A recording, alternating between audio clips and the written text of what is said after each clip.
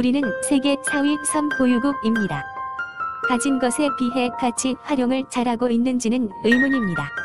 여행을 준비할 때 섬 가자고 하는 분들은 많이 없어요. 최근에서야 국립섬진흥원이라는 기관이 생기긴 했습니다.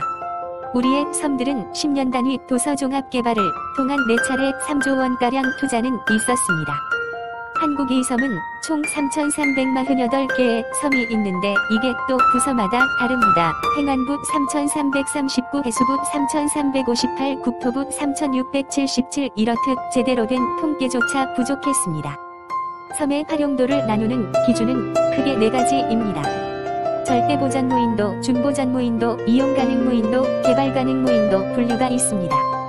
총 3,348개의 섬에서 86%는 무인도입니다. 1,327개의 국유지, 1,271개의 사유지, 공유지, 145개 복수소유, 135개이고 90%는 임야입니다. 유인섬은 271곳에서 줄어드는 상황입니다. 개발 가능한 곳은 272개 섬으로 분류되어 있습니다.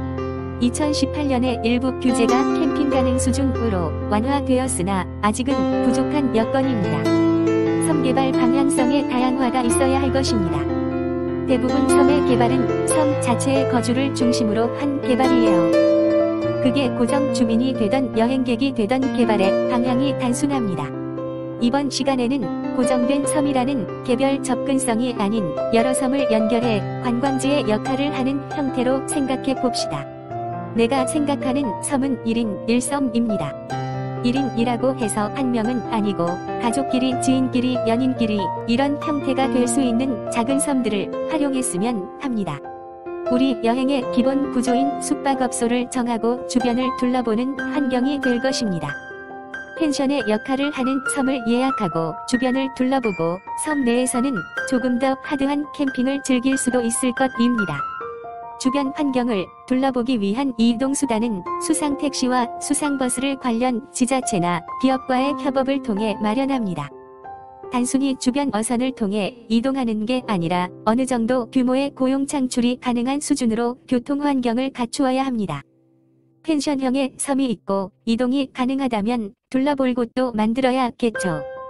섬도서관, 섬카페, 섬공연장, 섬극장, 섬쇼핑몰 등등 아주 다양하게 섬의 활용이 가능해집니다. 섬 자체를 한 개의 부지로 보고 다양하게 확장해서 만들고 이동하며 즐기는 융합섬 관광지가 가능할 것입니다. 단순히 구경하거나 머무는 것으로만 고정이 되면 안 된다고 생각합니다. 가까운 곳에는 이곳으로 이동할 수 있는 섬 캠핑 대기소 같은 것도 만들어서 섬에서 필요한 식재료, 장작, 특산물 등등 판매하고 여행을 즐기고 나올 때 쓰레기 처리도 가능하게 환경도 만들어 줍니다. 섬의 숙박 건축물은 간단하게 캠핑카와 보조 텐트 아니면 예쁜 조립식 건물 등의 건물을 설치합니다. 숙박하고 나오면 관리 주체에서 정리하고 다음 고객 예약을 받으면 될 것입니다.